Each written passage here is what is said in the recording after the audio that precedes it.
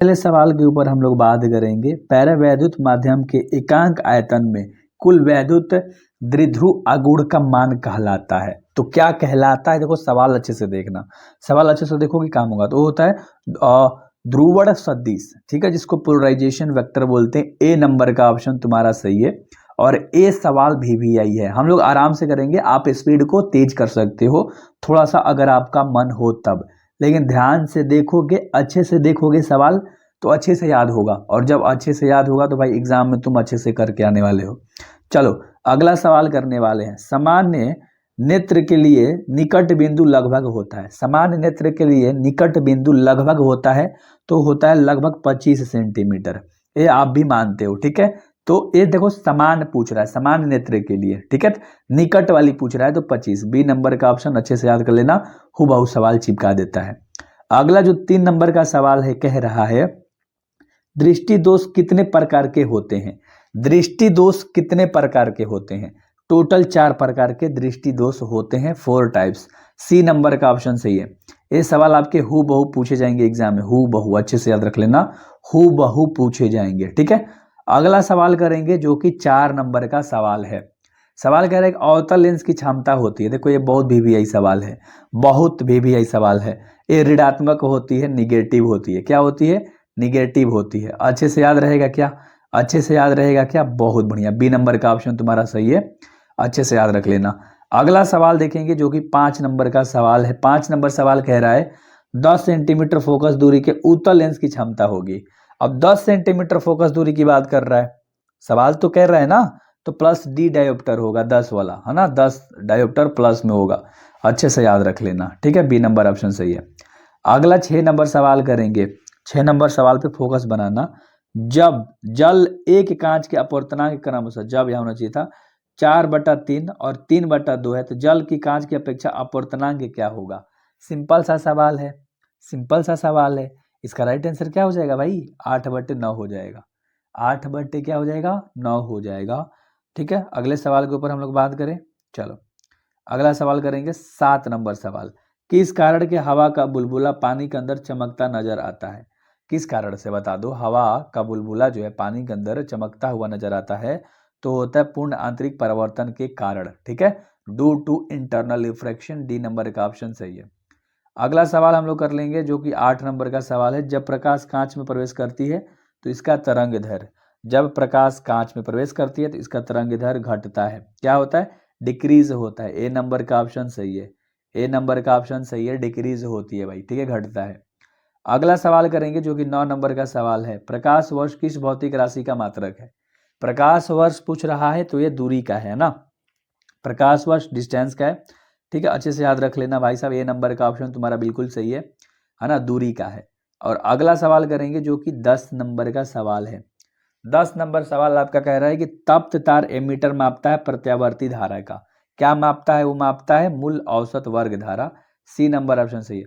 देखो VVI सवाल है, अच्छे से देखना, ठीक है, अच्छे से देखोगे तब तुम्हारा काम होगा। अगला 11 नंबर सवाल है कि विद्युत लेपन में उपयोग आने वाली धारा होती है, तो इसका 11 का ऑप्शन नंबर ए होगा, DC, ठीक है, DC। क्लियर है क्या, DC अच्छे से याद रख लेना ये सवाल, ठीक ना। अगला सवाल देखो, ये सवाल पढ़ के देखो, आप पढ़ के एक बार देख लो ये सवाल, क्योंकि ये सवाल VVI है। सोलर कुकर में उपयोग होता है। अभी आपको देखने को बहुत बार सवाल मिला होगा, सोलर कुकर में अवरक्त किरणें का इस्तेमाल होता है भाई, है ना, उपयोग होता है, जिसको इंफ्रारेड रे बोलते हैं, है ना, इंफ्रारेड रे, ठीक है। तो सी नंबर ऑप्शन सही है ना। अगला सवाल कर लेते हैं जो कि 13 नंबर का सवाल है। वह धारा किसके मान और दिशा समय के साथ आवर्त रूप में बदलते रहता है। वह धारा की मान, ठीक है, बताना आपको कि दिशा समय के साथ आवर्त रूप में बदलते रहता है। इसका राइट आंसर हो जाएगा भाई साहब प्रत्यावर्ती धारा, ठीक है, उसे प्रत्यावर्ती धारा कहते हैं। ए नंबर ऑप्शन सही है, ए नंबर ऑप्शन सही है। और अगला 14 नंबर सवाल है। गैल्वेनोमीटर की कुंडली में फेरों की संख्या बढ़ने पर उसकी धारा सुग्राहिता क्या होती है भाई। गैल्वेनोमीटर की कुंडली में फेरों की संख्या बढ़ने पर उसकी धारा की सुग्राहिता क्या होती है लाडलो, बढ़ जाती है, इंक्रीज हो जाती है। ए नंबर ऑप्शन सही है, ए नंबर ऑप्शन सही है, अच्छे से याद रख लेना, बढ़ जाती है। और अगला 15 नंबर सवाल है। शुद्ध अर्धचालक में थोड़ा सा अपद्रव्य मिलाने पर उसकी चालकता क्या होती है। उसकी चालकता क्या होती है, बढ़ जाती है। देख लो ये सवाल, जितने भी सवाल इधर हैं इधर सारे के सारे खतरनाक वाले सवाल हैं, VVI वाले सवाल हैं, ठीक है। अगला सवाल देख लो जो कि 16 नंबर का सवाल है कि दशमिक अंक पद्धति का आधार होता है। तो इसका राइट आंसर क्या हो जाएगा भाई साहब? 16 का ऑप्शन। चलो इसका एक होमवर्क में देता हूँ, एक तो बनता है भाई होमवर्क में, ठीक है, बताना। 17 नंबर सवाल देख लो, फलांक नियंत्रण का एसआई मात्रक क्या होगा? फलांक का पूछ रहा है तो JS अच्छे से याद रख लेना। ए नंबर ऑप्शन भाई साहब सही है, ठीक है। चलो अगला 18 नंबर सवाल देख लेते हैं कि थॉमसन विधि द्वारा किया जाता है इलेक्ट्रॉन का। तो थॉमसन विधि द्वारा कभी कभी ऐसे भी दे देगा ऊपर चंद्र बिंदु टाइप से, ठीक है, अच्छे से याद रख लेना। ये आवेश तथा द्रव्यमान का अनुपात, ठीक ना, अच्छे से रखना। Ratio of charge and mass भाई साहब डी नंबर ऑप्शन सही है, इंपॉर्टेंट सवाल है, डी नंबर ऑप्शन सही है।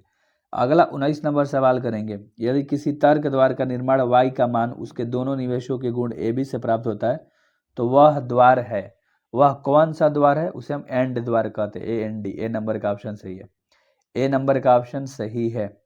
और अगला सवाल कह रहा है, ध्यान से देखो, सोडियम का है ना देहली तरंग दैर्ध्य होता है, सोडियम का, ठीक है, याद रखिएगा ना, 540। अच्छे से याद रख लेना भाई, ये सवाल सी नंबर ऑप्शन सही है। और ये सवाल बहुत ज़्यादा VVI है, ये सवाल बहुत ज़्यादा VVI है, जितना बोलूँ उतना कम है, ठीक है। और ये बिकने वाले नोट्स हैं जो कि मैं आपको बता रहा हूँ। अगला सवाल, गैस चालकता तब प्रदर्शित करती है जब, गैस चालकता तब प्रदर्शित करती है, बताओ कब प्रदर्शित करती है भाई? इसका राइट आंसर क्या हो जाएगा? दाब कम किया जाता है तब, प्रेशर इज डिक्रीज। तो बी नंबर ऑप्शन सही है, बी नंबर ऑप्शन सही है। और अगला सवाल है जो कि 22 नंबर सवाल है, नाभिकीय बल, नाभिकीय बल को हम बोलते हैं भाई देखो संतृप्त होने वाला बल कहलाता है। लघु परास 10 के पावर -14 है, ये भी सही है। आवेश का शोधन, ये भी सही है। तीन में से सभी हो जाएगा, यानी डी नंबर ऑप्शन सही होगा, ऑल ऑफ दिस। ये सवाल थोड़ा सा अच्छे से देख लो, नाभिकीय बल के बारे में थोड़ा सा जानकारी लेना जरूरी है क्योंकि 3-4 पॉइंट आपको याद करना था, 3 पॉइंट तो आपने इसी में याद कर लिया होगा, है ना। अगला जो 23 नंबर का सवाल है, 23 नंबर सवाल करेगा, प्रथम नाभिकीय अभिक्रिया किसके द्वारा दी गई है? प्रथम नाभिकीय अभिक्रिया किसके द्वारा दी गई है? तो ये दी गई थी रदरफोर्ड के द्वारा, ठीक ना, डी नंबर ऑप्शन सही है, ये दी गई थी रदरफोर्ड के द्वारा भाई, ठीक है। और अगला सवाल कह रहा है कि बेसिक गेट है, बेसिक गेट क्या है? बेसिक गेट एंड और नॉट होता है, ये अच्छे से याद रख लेना, डी नंबर ऑप्शन। बहुत ज़्यादा खतरनाक, बहुत ज़्यादा इंपॉर्टेंट, बहुत ज़्यादा आने वाले सवाल हैं। और अगला सवाल करेंगे जो कि 25 नंबर का सवाल है, निम्नलिखित में किसे विभाजित नहीं किया जा सकता है? 25 नंबर कह रहा है तो भाई फोटोन को आप विभाजित नहीं कर सकते हो, डी नंबर का ऑप्शन सही है, डी नंबर का ऑप्शन सही है। और अगला सवाल है 26 नंबर, रेडियो सक्रियता की इकाई है, रेडियो सक्रियता की इकाई क्यूरी होती है भाई, ये तो आसान सवाल था, है ना, क्यूरी होती है, ठीक है। अगला सवाल कर लेते हैं जो 27 नंबर का सवाल है, इनमें से कौन विद्युत में विक्षेपित नहीं होता है? बता दो, गामा किरणें भाई साहब विद्युत में विक्षेपित नहीं होता, ए नंबर ऑप्शन सही है। क्या बोलते हो, याद हो गया? क्या बोलते हो, याद हो गया? अगला सवाल ध्यान से देखना, कह रहा है कि हाइगेंस के द्वारा किया गया है, हाइगेंस के द्वारा क्या किया गया है? तरंग सिद्धांत किया गया है, बी नंबर ऑप्शन सही है, wave theory, B number option सही है, ठीक है। और अगला सवाल करेंगे 29 नंबर, न्यूटन ने कणिक सिद्धांत का प्रतिपादन कब किया था? तो न्यूटन ने किया था 1675 में, सी नंबर ऑप्शन सही है, सी नंबर ऑप्शन सही है, ठीक है। और अगला जो लास्ट सवाल है, श्वेत प्रकाश का अपने अव्ययी रंगों में विभक्त होने की घटना कहलाती है, तो ये घटना कहलाती है वर्ण विक्षेपण, जिसको डिस्पर्जन ऑफ कलर बोलते हैं, सी नंबर ऑप्शन सही है, ठीक है। सबसे पहला सवाल है, विभव प्रवणता बराबर होता है, विभव प्रवणता बराबर होता है dV/dx के। आपको पता है ना dV/dx के, कुछ सवाल पिछले वीडियोस वाले 2-4 मैंने डाल रखे ताकि आपको रिवीजन में हो जाए, ठीक है। तो आज करने वाले हैं मोस्ट VVI ऑब्जेक्टिव, अच्छे से याद रख लेना, ये सारे के सारे सेल होते हैं, बिकते हैं, बच्चे लेते हैं, जहाँ से नंबर फोड़ते हैं। और एक एक सवाल अच्छे तरीके से लगाना, 3 से 4 सवाल पिछले वीडियो का मैंने डाला है इसमें, है ना। तो मैं देखना चाहता हूँ कि कितने आप लोग पढ़ने वाले हो। विभव प्रवणता बराबर होता है, विभव प्रवणता dV/dx के बराबर होता है, dV/dx के बराबर होता है, सी नंबर का ऑप्शन सही है, सी नंबर का ऑप्शन सही है, अच्छे से याद रख लेना। अगला सवाल कह रहा है जो कि दूसरा नंबर का सवाल है, विभव धारिता की बीमा है, विभव धारिता की बीमा होती है M, है ना, इनवर्स L, देखो M के पावर में ऐसे होना चाहिए था, कोई दिक्कत नहीं है, अच्छे से आप लोग याद रख सकते हो, ठीक है। तो ए नंबर का ऑप्शन याद रख लेना भाई। अगले सवाल हम लोग करने वाले हैं। अगला सवाल देख लो थोड़ा सा। जब किसी वस्तु को आवेशित किया जाता है तो उसका द्रव्यमान क्या होता है? जब कोई वस्तु को आप आवेशित करोगे तो उसका द्रव्यमान क्या होगा? बढ़ भी सकता है, घट भी सकता है। मे बी इंक्रीज और decrease when an object charge its mass. तो अच्छे से याद रख लो, डी नंबर का ऑप्शन सही है। ठीक है, और अगला जो कि 4 नंबर का सवाल है, आवेश का बीमा होता है। ये सवाल आसान है और ये लेकिन भी यही सवाल है ना? 80 होता है ना। चलो बहुत बढ़िया, ए नंबर का ऑप्शन तुम्हारा सही है ना?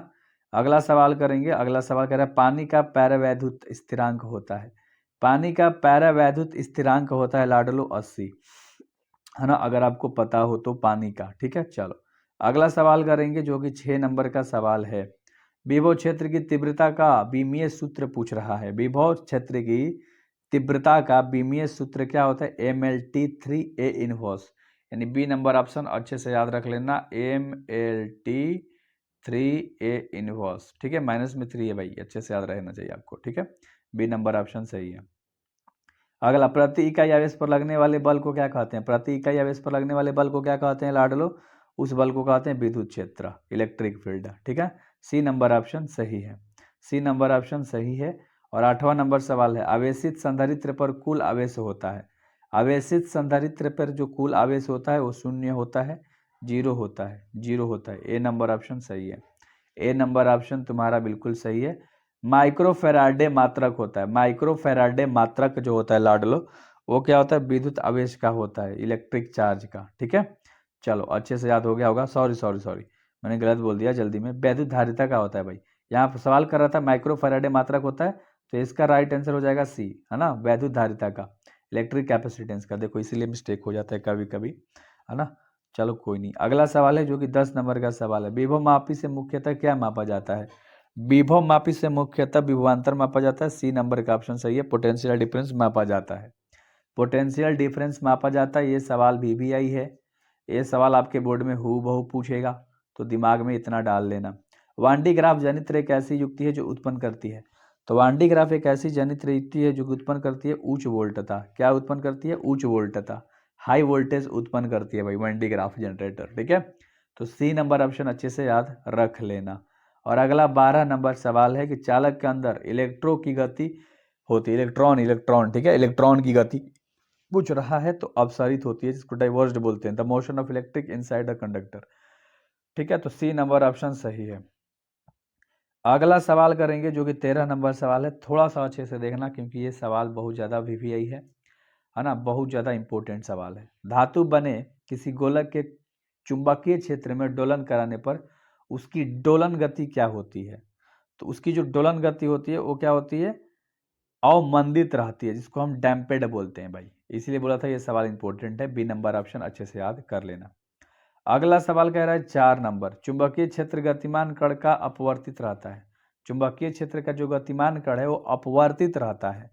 वो चाल और ऊर्जा दोनों। ठीक है, अच्छे से याद रखना, चाल और गति ऊर्जा दोनों। ठीक है, both velocity and kinetic energy. तो इसका बी नंबर, और यार क्या मार दिया, डी नंबर ना, बिल्कुल सही है भाई। तो एक एक सवाल बहुत प्यार से कराऊंगा, टेंशन मत लो। जो बता रहा हूं बस करते चले जाओ। ठीक है, मजा आ जाएगा। प्रत्यावर्ती विभव लगाने पर एक दृष्टि धारा उत्पन्न करने वाले संयंत्र का नाम है। तो भाई इसका राइट आंसर हो जाएगा दृष्टिकारी। क्या हो जाएगा? रिफ्लेक्टिफाइड। ठीक है, रेक्टिफाइड, सॉरी रेक्टिफाइड। ए नंबर ऑप्शन सही है, रेक्टिफाइड। ठीक है, ए नंबर ऑप्शन याद रख लेना। अगला 16 नंबर सवाल है कि अनुचुंबकीय पदार्थ की प्रवृत्ति। अनुचुंबकीय पदार्थ की जो प्रवृत्ति होती है वो होती है स्थिर, कांस्टेंट। ए नंबर ऑप्शन सही है। ए नंबर ऑप्शन सही है, कांस्टेंट होती है, स्थिर होती है। 17 नंबर सवाल है, किसी m द्रव्य के v वेग के गतिमान कण का तरंग दैर्ध्य होता है। तो इसका राइट आंसर हो जाएगा भाई लैम्डा बराबर h/mv। लैम्डा बराबर h/mv होता है। ठीक है, अच्छे से याद रखना। बी नंबर ऑप्शन तुम्हारा बिल्कुल सही है। बी नंबर ऑप्शन तुम्हारा बिल्कुल सही है। और अगला सवाल है 18 नंबर, कुछ पदार्थों की चुंबकशीलता 1 से कम है, उसकी चुंबकीय प्रवृत्ति होगी। तो उसकी चुंबकीय प्रवृत्ति ऋणात्मक होती है, निगेटिव वाली होती है भाई, अच्छे से याद रख लेना, नॉट पॉजिटिव, निगेटिव वाली।